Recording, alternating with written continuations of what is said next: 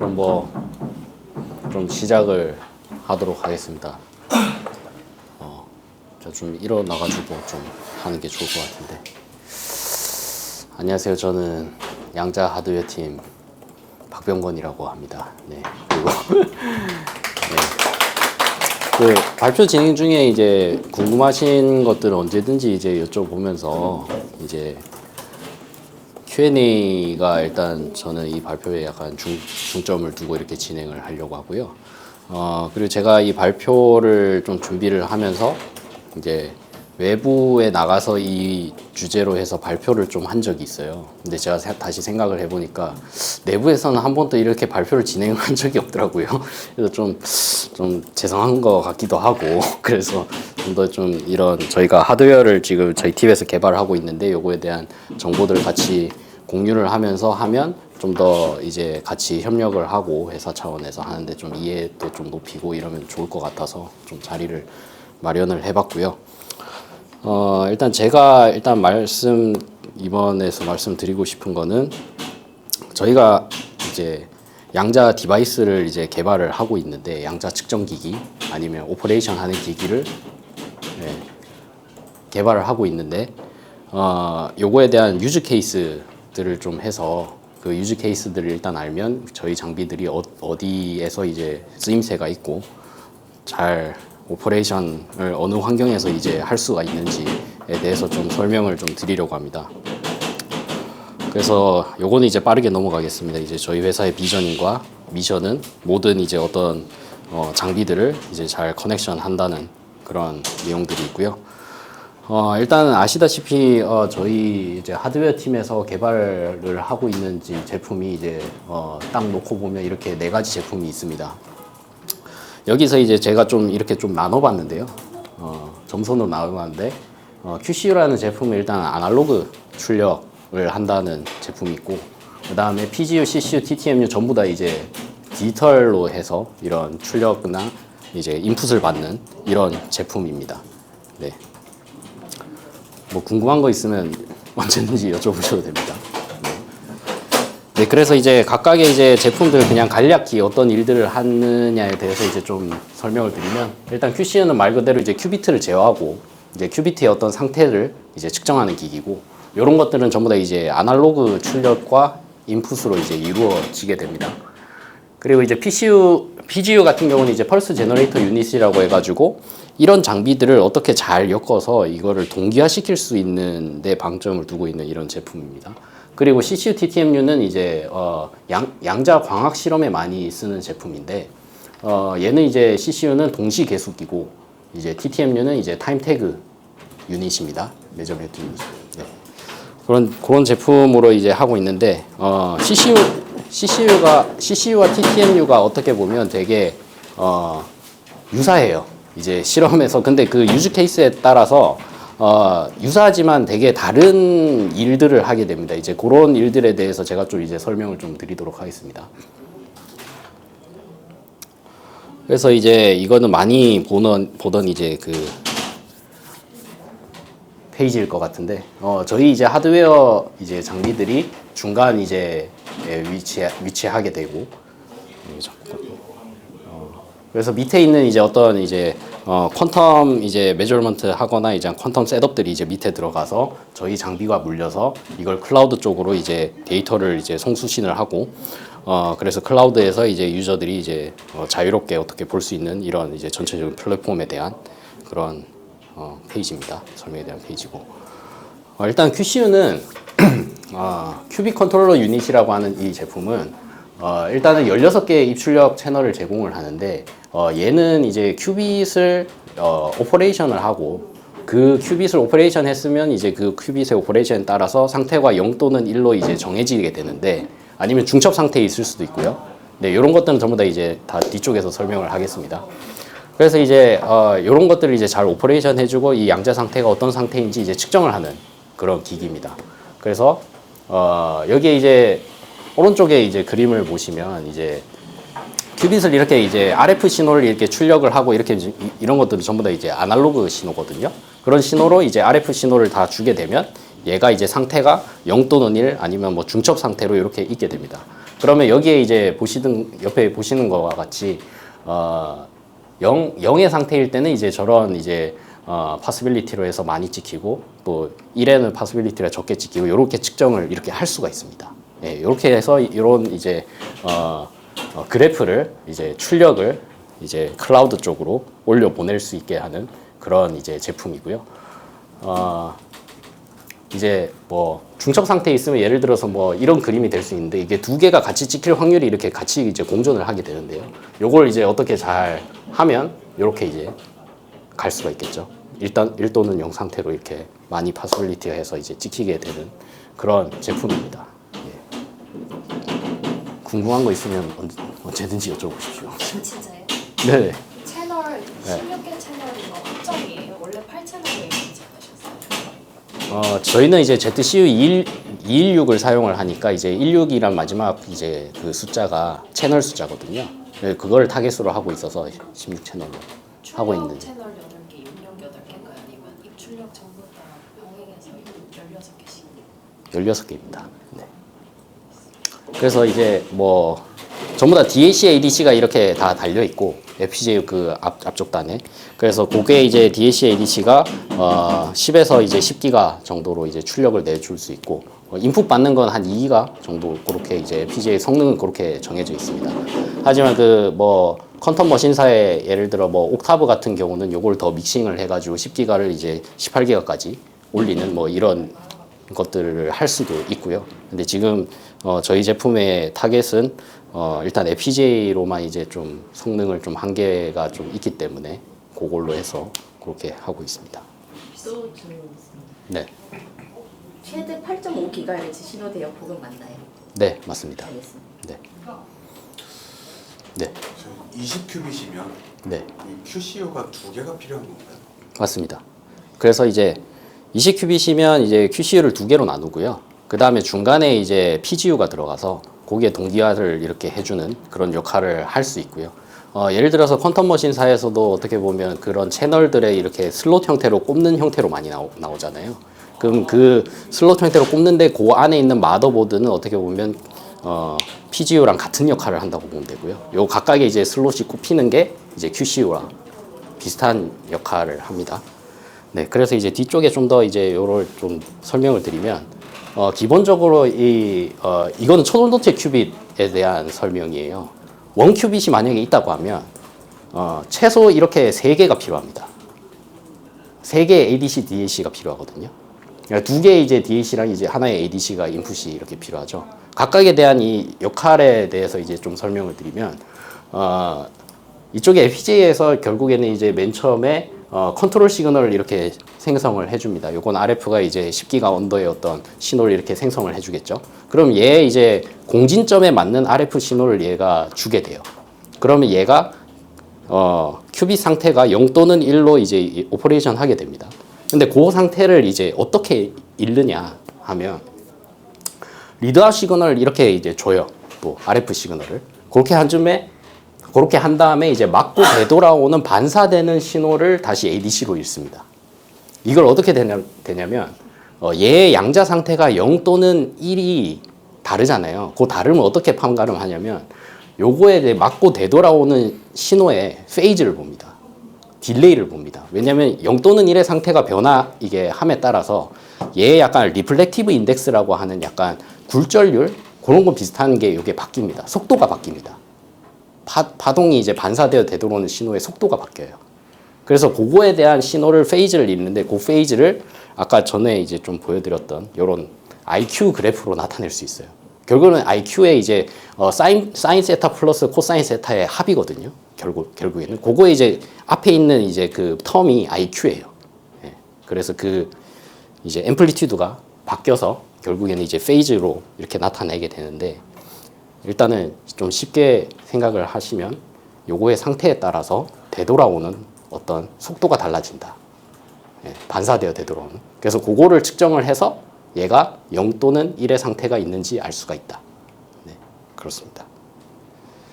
그래서 지금까지의 어떤 그 설명은 이제 QCU에 대한 설명이었고요. 네.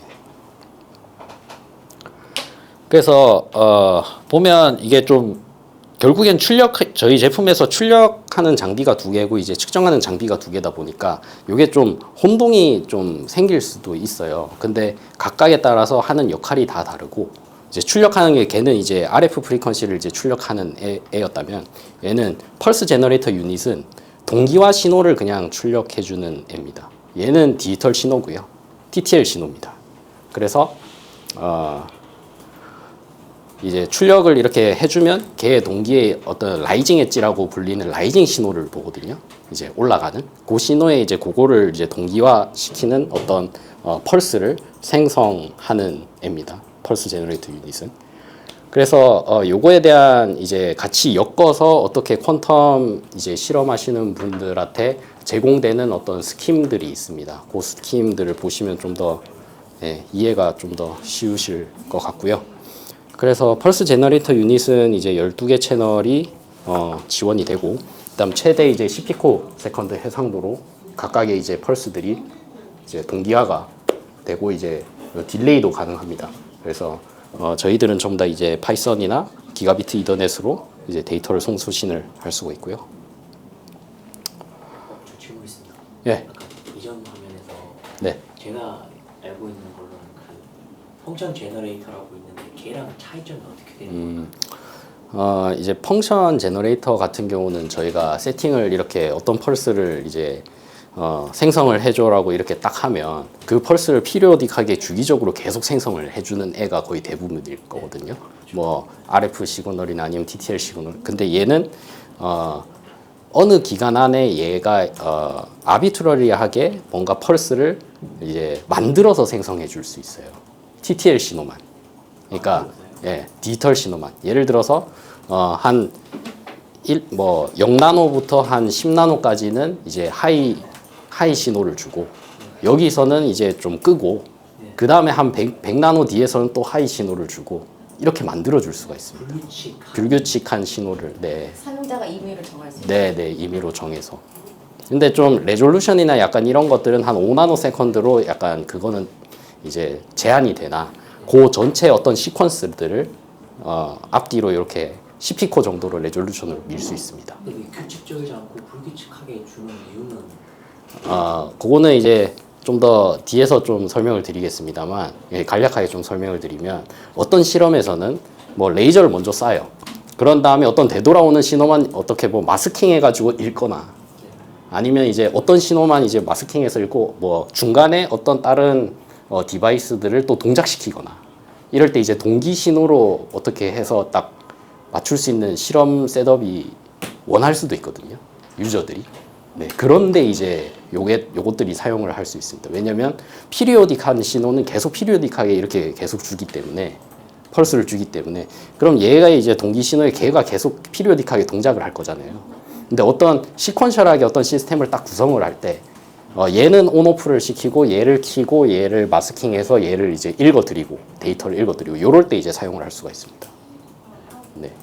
그럼 시장에 있는 AWG랑은 뭐가 달라요?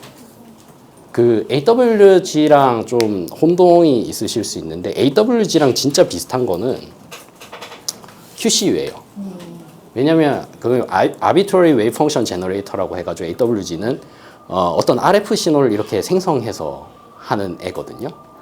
걔도 이제 시퀀셜하게 이렇게 좀 바꿀 수도 있고 그렇게 할 수 있는데 걔는 이제 RF 생성기고요. 네. 얘 같은 경우는 이제 디지털 신호를 생성을 해주는데 어떤 큰 시스템이 있을 때 얘는 중간에 이제 타이밍 컨트롤러 역할을 해줄 수가 있어요. 네, 그게 좀 차이점이 있습니다.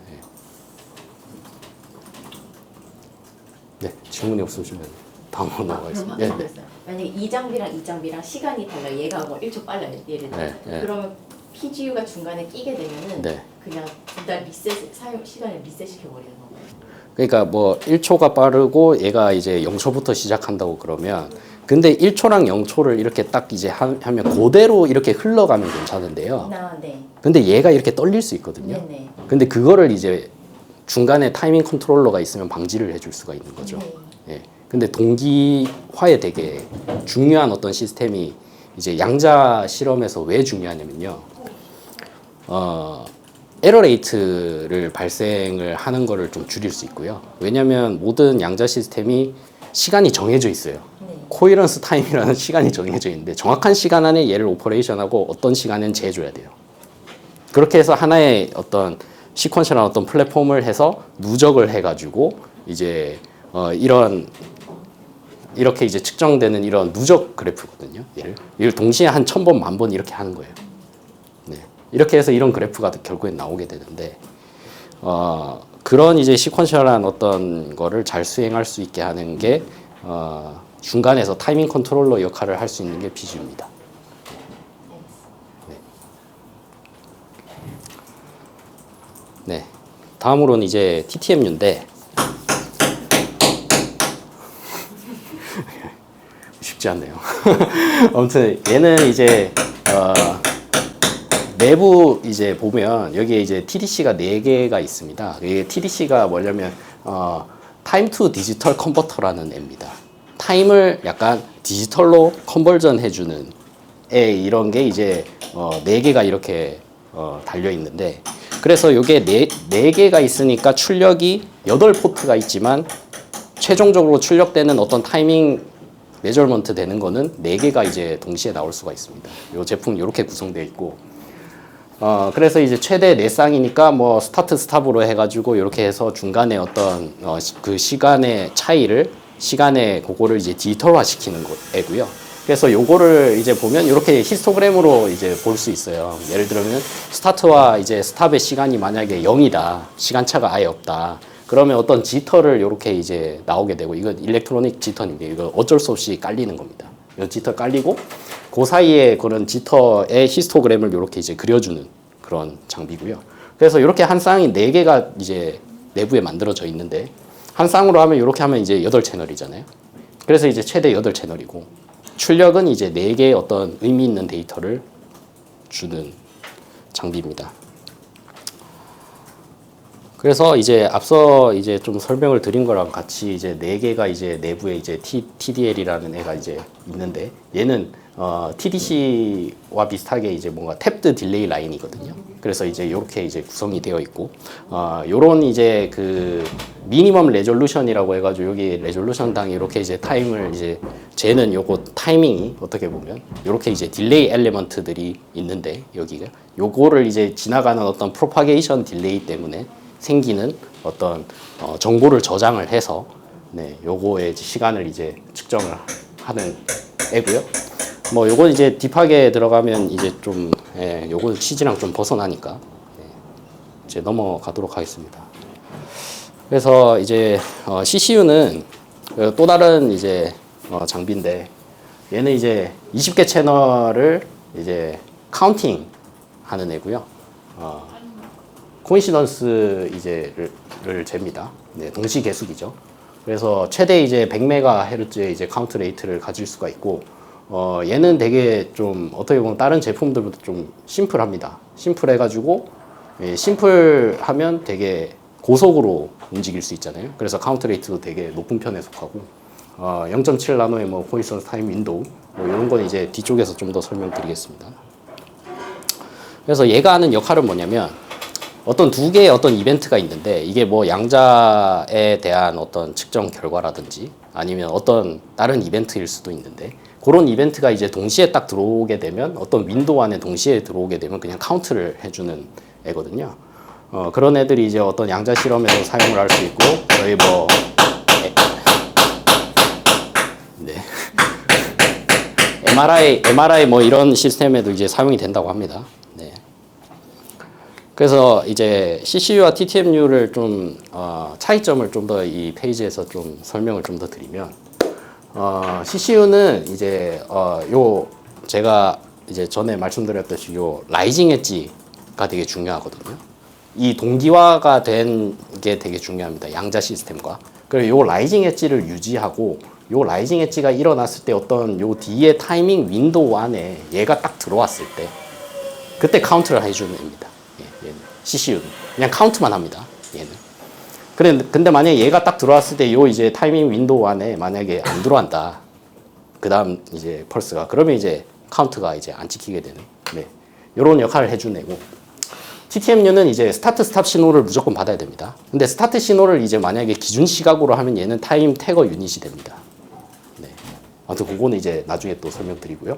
그래서 요 두 개의 신호의 이제 DT를 구하게 되는데 얘가 이제 1.12 나노세컨드냐 아니면 좀 멀리 있으면 3.05 나노세컨드냐 이게 그냥 이렇게 이제 결과만 뱉어내는 애입니다. 타이밍 요 두 개의 시간 차에 이제 하는 거를. 그래서 어떻게 보면 얘가 좀 더 심플해요. 그렇기 때문에 이제 스피드가 되게 빠르고 이제 100MHz라는 이제 카운트 레이트도 되게 높게 하고 할 수 있고. 근데 TTMU는 이런 타이밍 데이터를 다 이제 위쪽에 올려야 되다 보니 좀 느립니다. 그래서 6MHz 정도까지 할 수 있습니다. 네. 얘는 다 하셨나요? 주고 있어요. 네.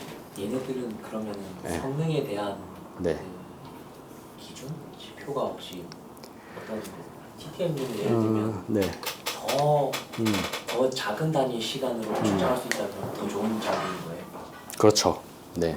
약간 둘 다 그거는 비슷한데요. 더 미니멀하게 레졸루션으로 만약 타이밍 윈도우를 되게 적게 가져갈 수 있다. 그러면 이제 되게 좋은 제품이 될 수도 있고요. 윈도우 크기가 예, 윈도우 크기가 성능이 될 수 있죠. 그리고 이제 뭐 카운트 레이트라든가 이제 100MHz로 카운트 레이트 할 수 있다는 뭐 그런 거라든지 아니면 여기도 이제 보면 1.12 나노세컨드라고 했잖아요. 근데 이거보다 더 이제 뭐 뒤에 소수점이 더 붙이면 더 좋겠죠. 네.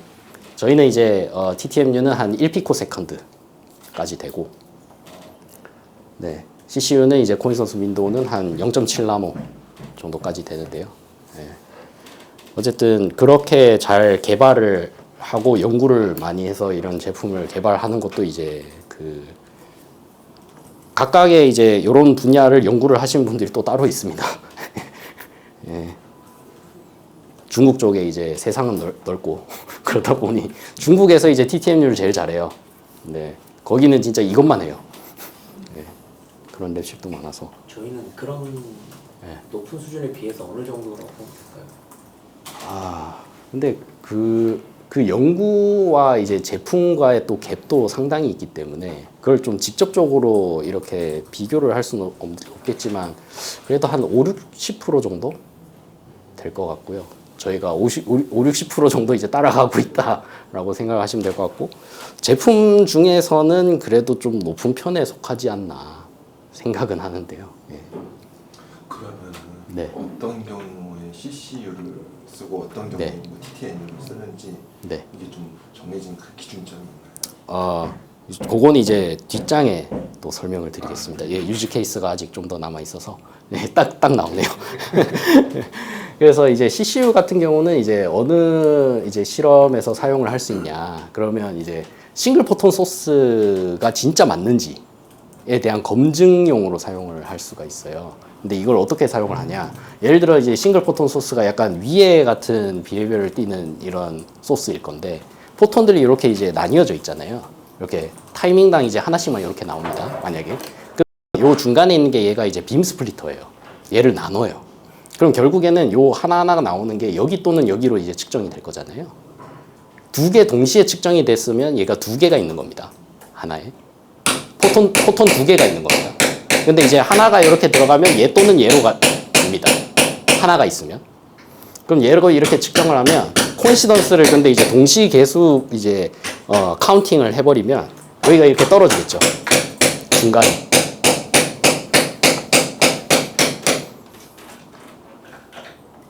혹시 이해되시나요? 그러니까 여기 이제 어떤 타이밍당 이렇게 이제 포톤이 하나씩만 이렇게 있으면요. 요거를 빔 가르기로 가르면 요렇게 또는 요렇게 패스로 갈 거잖아요. 그러면 이 동시계수위가 동시에 측정이 안 될 거잖아요. 그럼 하나만 될 거잖아요. 얘 또는 얘가 측정이 될 겁니다. 그러면 윈도우 안에 만약에 두 개가 만약에 측정이 되면 코인시던스 카운트를 1 올린다고 했잖아요. 앞서서. 여기에서. 두 개가 동시에 일어났을 때만 카운트를 올리잖아요. 근데 이것 또는 안 생기고 얘가 또는 얘가 생기고 이렇게 될 거란 말이에요. 만약에 싱글 포톤 소스라면. 네, 싱글 포톤이 진짜 나오는 애라면. 빔 가르기를 하면 동시에 이렇게 딱 이제 클릭이 딱 됐을 때 이제 카운트가 나와야 되는데 얘가 안 될 겁니다. 예. 그러면 중간쯤에 이렇게 딜레이를 쭉 시키다가 중간쯤에 딱 보면 이 제로가 뭐냐면 얘가 이 시점에 0이라는 이 시점에 얘가 나온 시점에 두 개가 있냐 없냐 이걸 보는 겁니다. 되시나요? 네. 그럼 예를 들면 포톤이 이제 하나가 이제 주먹이 하나가 간다고 해보죠. 그럼 여기에 딱 이제 빔 가르기가 있으면 요렇게 갈 겁니다. 얘가 2가 되면. 근데 만약 반사가 되면 요렇게 갈 겁니다. 얘가. 근데 만약에 두 개가 이렇게 간다고 보죠. 그러면 얘가 이렇게 쪼개려질 거예요. 50대 50에 50대 50에 뭐 두 개가 이렇게 가는 확률도 있겠죠. 물론 이렇게 가는 확률도 있겠죠. 근데 이제 대부분 확률적으로 보면 이렇게 나눠지고 이렇게 갈 겁니다. 이런 확률로. 그러면 얘가 이제 두 개가 동시에 이렇게 갔으니까 코인시던스가 발생하겠죠. 동시 계수. 그러면 거기에 이제 카운트를 올릴 겁니다. 근데 만약에 하나가 있으면 절대로 이렇게 두 개가 이렇게 동시에 나올 수가 없어요. 네. 그렇게 되면 결과를 이렇게 딱 뽑아보면 이렇게 이제 떨어지는 결과가 나오는 거죠. 네. 그래서 이렇게 떨어지는 결과가 나오면 얘가 퀀텀 소스라고 이렇게 부르거든요. 근데 저희가 이제 이렇게 실생활에 이런 빛들은 보면 서로 뭉치려고 하는 성질이 있어요. 그걸 약간 번칭 뭐 이런 식으로 부르는데 이게 서멀 라이트 뭐 이렇게 부르거든요. 그럼 얘가 이게 이런 식으로 이게 뭉치게 되면 얘네들처럼 클래시컬 라이트는 이렇게 위로 올라가요. 네, 그래프가. 왜냐면 서로 뭉쳐 있거든요. 네, 그래서 요걸 이제 G2 펑션이라고 하는데 자기 상관 함수 뭐 이렇게 부르는데 요 실험이 되게 중요합니다. 이제 그 양자 소스가 맞는지, 퀀텀 소스가 맞는지에 분석을 할 때 이 방법을 진짜 많이 사용하시고 연구자분들이 그때 이제 CCU를 많이 사용을 할 수가 있습니다. 네. 따로 임피치가 정해진 건 아닌 거죠? 뭐 결과값에 대해서. 근데 이제 논문이나 이런 거 보면 어느 정도 나온다에 대한 그거 있는 걸로 알고 있습니다. 예. 뭐 어떤 소스냐에 따라서 네. 정해질 수 있는 거예요. 네. 어느 정도. 네. 그래서 레이저 같은 경우는 뭐 코이런트 라이트라고 많이 부르는데 그거는 이제 뭐 예를 들면 1로 계속 유지가 된다. 뭐 요런 이제 레퍼런스들이 있습니다. 논문에서. 사조인데 저기서 타우는 뭘로 타우 맞나요? 네네네. 그러니까 이게 자기 상관이라고 하는 건데 얘를 자기를 이제 타임으로 뒤집어서 이렇게 해서 쭉 이렇게 비교하는 거거든요. 이렇게 쭉 이렇게 비교해서 이렇게 쭉 쌓는 건데 좀 어려울 수 있습니다. 네, 그런 건 좀 어려울 수 있는데 결국에는 중요한 건 뭐냐면 자기 상관이 0인 시점에서 자기 상관이 0인 시점에서는 떨어진다. 왜냐면 하나만 나오기 때문에. 네, 포톤이 하나만 나오기 때문에. 근데 얘가 이제 두 개, 세 개 이렇게 뭉쳐져 있으면 코인시던스가 나오겠죠. 네, 그러면 이제 제가 이제 저렇게 떨어지지 않습니다. 안 나올 때를 찾는 거예요. 그렇죠. 네, 그렇게 그런 걸 이제 의미 있게 보는 거죠. 이거 실험하시는 분들이. 네. 그리고 이제 좀 더 딥하게 들어가면요. 이제 뭐 CCU를 또 이제 그 얽힘을 베리파이 하는데도 사용을 할 수가 있어요. 이 얽힘을 베리파이 한다는 건 뭐냐면 이게 만약에 두 개의 어떤 양자 이제 큐빗이 있는데 얘가 얽혀 있다고 하면 벨 스테이트라고 하는 분리우는 네 가지 상태로 나타낼 수가 있거든요. 근데 요거를 이제 실험적으로는 어떻게 쓰냐면 양자 광학 실험에서는 폴라리제이션으로 이렇게 합니다. 그래서 이제 푸사이랑 파이 이렇게 플러스 마이너스 이렇게 해서 이제 벨 스테이트가 이렇게 있는데 요거에 대한 그냥 노테이션을 그냥 간단히 보시면 두 개의 확률이 이렇게 있는데 나올 확률이 있는데 HH이거나 아니면 VV거나 이 두 개가 이렇게 나오는 겁니다. 네. 그럼 HV가 나왔다면 VH가 나오고 이렇게 두 개가 얽혀 있어서 폴라리제이션으로 얽혀 있어서 나온다는 그냥 노테이션입니다. 이런 노테이션인데 얘를 결국에는 이제 빔 스플리터에서 두 개의 포톤을 이렇게 넣어서 간섭을 시킨 다음에 PBS라고 하는 이제 폴라리제이션 빔 스플리터로 나누게 되면 얘는 H면 이쪽으로 가고 V면 이쪽으로 가는 애거든요. 요런 애들을 이제 하는 거를 이제 벨 메저먼트라고 부릅니다. 요런 셋업을. 그래서 얘도 어떻게 보면 얘가 H나 V냐에 따라서 얘가 동시에 이렇게 클릭되거나 저렇게 클릭되거나 막 이제 경우의 수가 있을 거잖아요. 네. 그걸 동시 개수의 카운트를 보고 얘가 상태가 두 개가 뭐였구나 라고 알 수 있는 어떤 메저먼트 방식입니다. 요런데 이제 막 사용이 많이 되고요. 그 다음에 뭐 세계의 어떤 이제 얽힘을 보거나 뭐 이런 실험에도 이제 막 사용을 하거든요. 네, 그런 데도 이제 다 이거에 대한 이제 더 어렵게 하는 어떤 빌드업이라서 기본적인 내용은 이렇습니다. 네. 그럼 CCU 하나 더 여쭤봐도 되나요? 네. 그럼 20개 채널이 있다는 건 무슨 뜻이에요? 20개 채널이 만약에 있다고 하면요, 결국에는 20개의 인풋이 가능하다는 거잖아요. 그러면 요거의 인풋들이 결국에는 요 디텍터로 해서 이제 이게 디텍터가 여기 있는데 여기 CCU가 있는데 많은 어떤 포톤들의 어떤 상태들을 더 읽을 수 있다는 거고요. 그 다음에 저희가 아웃풋이 또 20개거든요. 기본적으로. 그러면 얘들의 상관관계를 막 이제 20개를 이제 같이 엮어서 케이스를 엮어서 같이 동시에 볼 수 있다는 거거든요. 그러면 얘 같은 실험에서는 뭐 요 케이스 보고 싶고 그 다음에 요 2개 케이스 보고 싶고 투폴드는 뭐 이렇게 상관관계를 이렇게 볼 수 있다는 의미입니다. 네. 최대 20개까지. 네. 그래서 뭐 CCU의 자랑을 좀 더 이제 좀 드리면 이 아래쪽에 저희가 연구했던 어떤 CCU를 가지고 쓴 논문들입니다. 이제 키스 쪽에서는 이제 이 정도로 이제 베리파이 됐다고 보면 됩니다. CCU가 뭐 날고 긴다는 뭐 네이처부터 해가지고요. 뭐 쭉 있습니다. 네.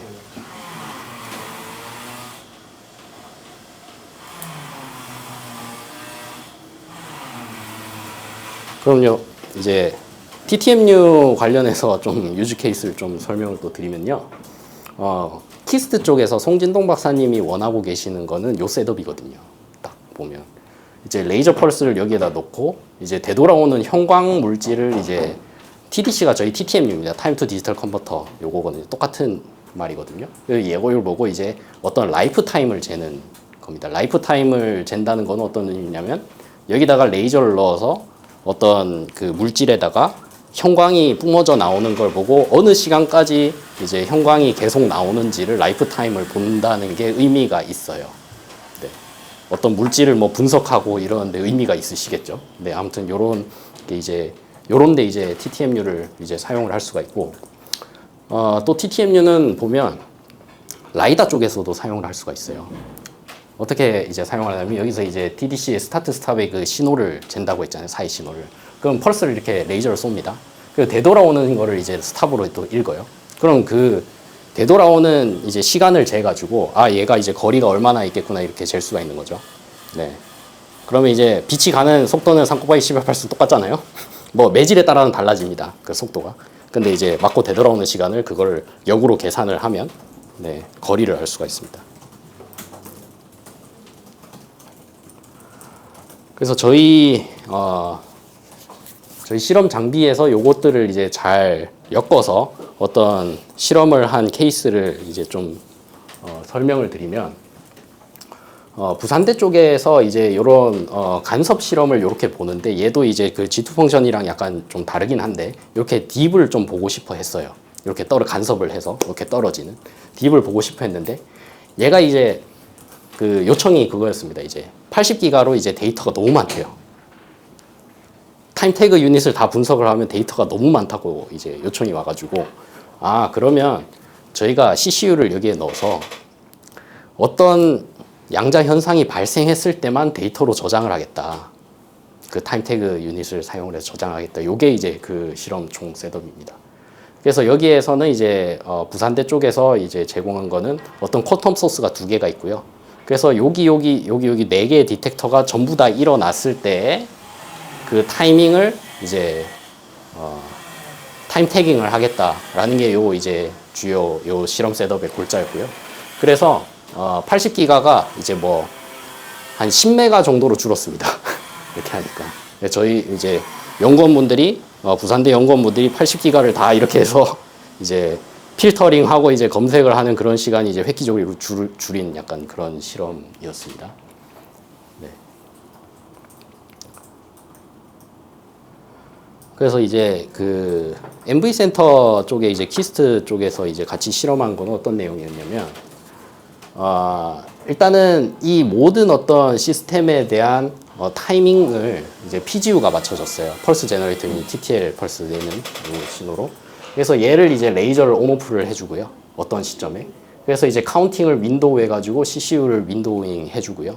이제 투폴드로 이렇게 엮어가지고 결국에는 하나의 이제 윈도우 안에 어떤 신호가 들어오면 마스킹 역할을 해줄 수가 있거든요. 어떤 시점에 들어오게끔 CCU의 역할이.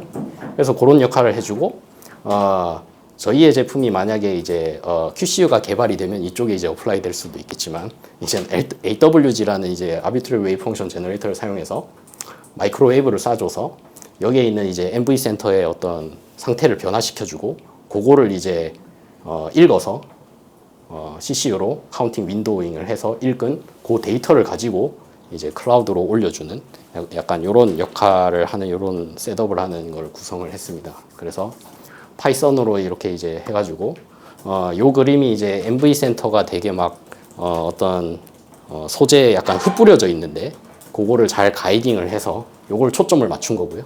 네, 요런 이제 컴포폴 셋업으로 해서 초점을 맞춘 거고 여기에다가 이제 RF 신호를 넣어서 이제 라비 오실레이션이라고 이제 많이 하는데 부르는데 그게 이제 0 또는 1 상태를 계속 이제 왔다 갔다 하는 거거든요.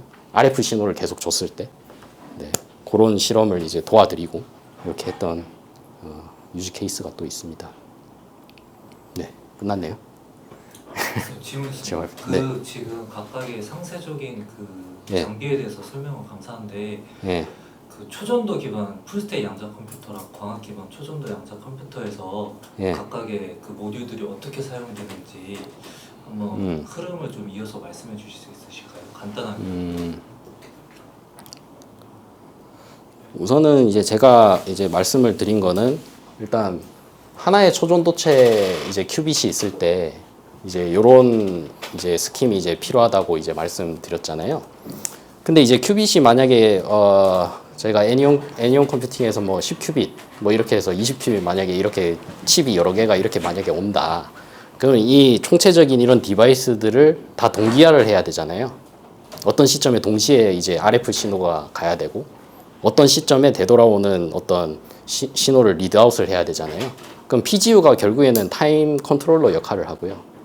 그 다음에 그 사이사이에 이제 QCU가 붙어서 그 전체 큐빗들을 동기화가 되어 있는 어떤 시스템으로 이제 컨트롤을 할 수 있다. 예. 그게 큰 그림이고 예. 세세한 거는 이제 좀 더 디벨롭을 해야 되지 않을까. 네. 일단 그렇습니다. 네. 네, 저 그 장비 종류를 잘 모르겠는데 저희가 네. 기관별로 예를 들면 TTMU가 예를 들면 여기 대학이랑 여기 대학이랑 뭔가 그 저희 장비에 대한 내부 구조가 달라진 경우가 있었는데 네. 질문이 좀 그런가요? 아니야, 괜찮습니다. 이게 왜 그런지가 좀 궁금했었어요. 그럴 수밖에 없었던 상황이었는지.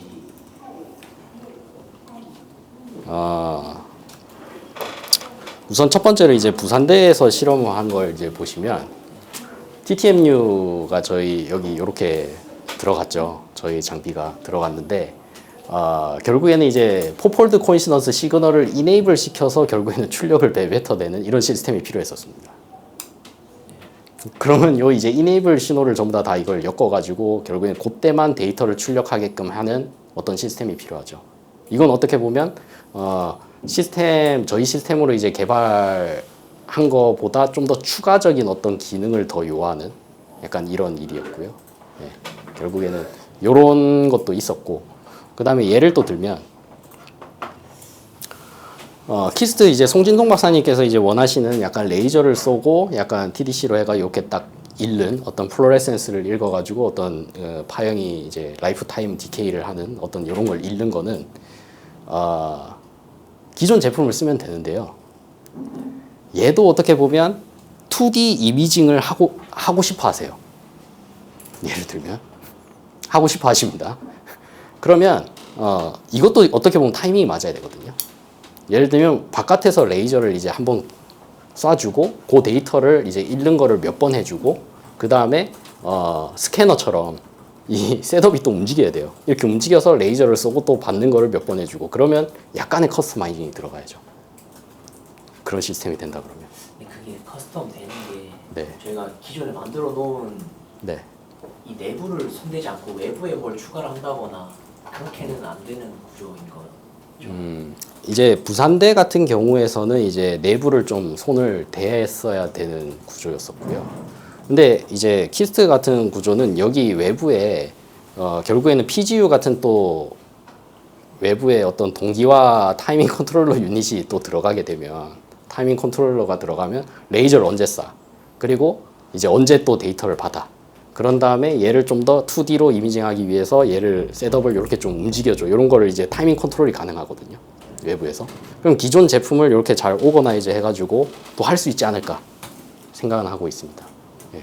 그래서 이제 그런 생각은 있는데 각각의 어떤 기관들마다 어떤 유즈 케이스에 따라서 내부를 좀 건드려야 되는 그런 프로젝트들도 좀 있었습니다. 예. 어쩔 수 없이. 예. 그건 앞으로도 마찬가지겠죠. 그런 어쩔 수 없는 상황들이 있다면. 어쩔 수 없는 상황에 최대한 보완을 하는 어떤 제너럴한 어떤 아이템을 만들지 않는 이상 예, 필요할 수도 있겠죠.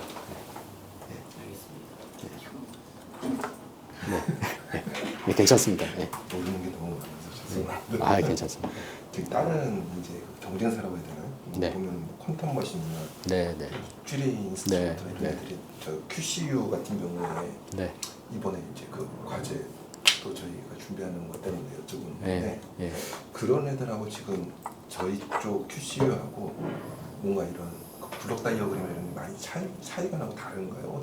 저는 이제 그런 게좀 근데 저도 그 자세히 많이 팔로우업은 하지 않아서 그럴 수도 있는데 제가 알기로는 그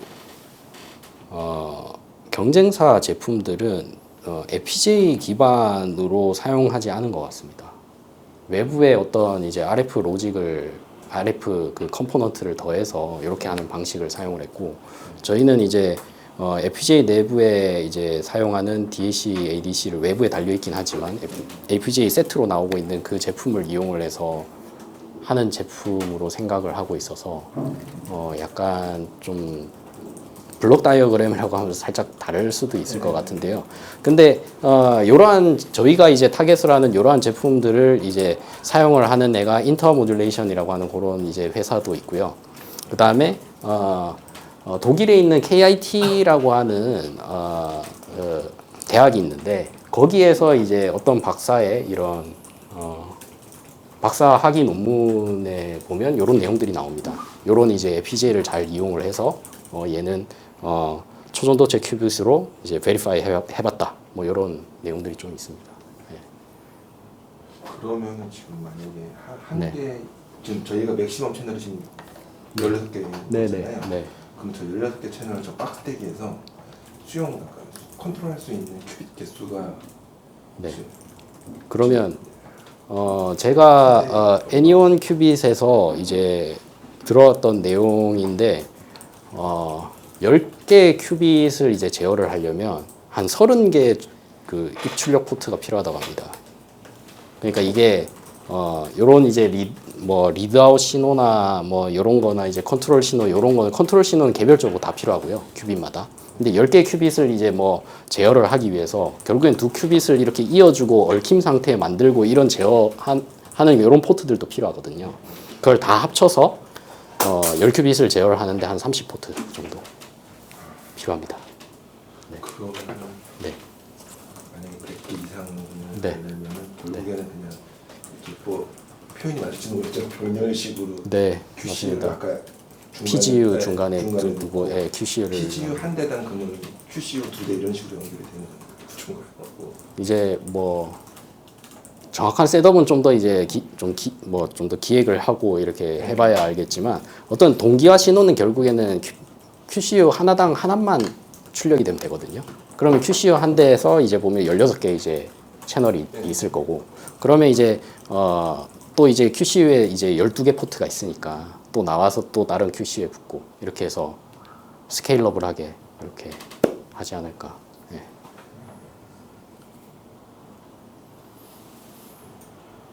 그런 이제 근데 그 셋업마다도 다르고요. QPU 칩마다 또 이제 요구하는 그런 인아웃풋 채널도 다를 겁니다. 그렇기 때문에 예, 그건 좀 QPU의 어떤 환경에 따라서 이 실험 셋업에 따라서 다를 수 있습니다. 근데 QCU는 지금 초전도체만 적용이 가능한가요? 아닙니다. 그 저희가 일단은 저희 8.5기가 뭐 8기가 이렇게 이제 생각을 하고 있잖아요. 네. 그럼 초전도체 MV 센터 듭니다. 네. 그다음에 실리콘은 이제 10기가 넘어갑니다. 아, 네. 알겠습니다. 그다음에 중성원자는 레이저로 일단은 뭐 하는 것 같아서 1기가 언더 중성원자도 가능합니다. 그럼 지금은 초전도체, 다이아몬드 MB 센터, 중성원자. 네, 네, 네.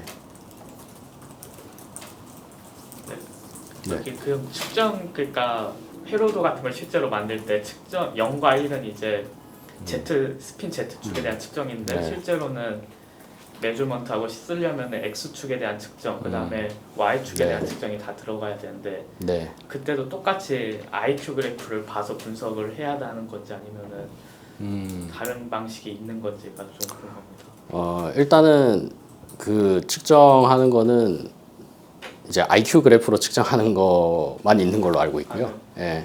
그다음에 그런 이제 XYZ 이제 로테이션 하는 거는 네. 이걸 잘 조합을 해서 이걸 하는 걸로 알고 있습니다. 예. 다른 이제 오퍼레이터나 이런 거를 잘 조합을 해서. 예. 그래서 어떤 페이지를 이제 RF 프리퀀시 하는 거를 페이지를 바꿔주면 얘가 이제 어느 쪽으로 회전을 하고 뭐 이제 계속 이제 이 듀레이션을 이렇게 조절을 해주면은 이제 Z X 방향으로 계속 돌고 네 그렇게 되는 걸로 알고 있습니다. 지금 말씀해 주신 장비마다 보통 보면 이제 클라이언트들이 한 대씩 다 붙잖아요. PC가. 네. 그거를 만약에 한 대 PC에다가 다 얘를 통괄해서 컨트롤할 수 있는 뭐 그런 구성이 가능한가요? 그거는 이제 양자 클라우드 팀과 같이 이제 소통을 해야 되는데요. 이제 거기에서 이제 제공해 주는 어떤 웹 서비스나 이런 게 있을 거지 않습니까? 네, 그런 거랑 잘 이제 토의를 해서 그런 거는 결정을 해야 될 것 같습니다.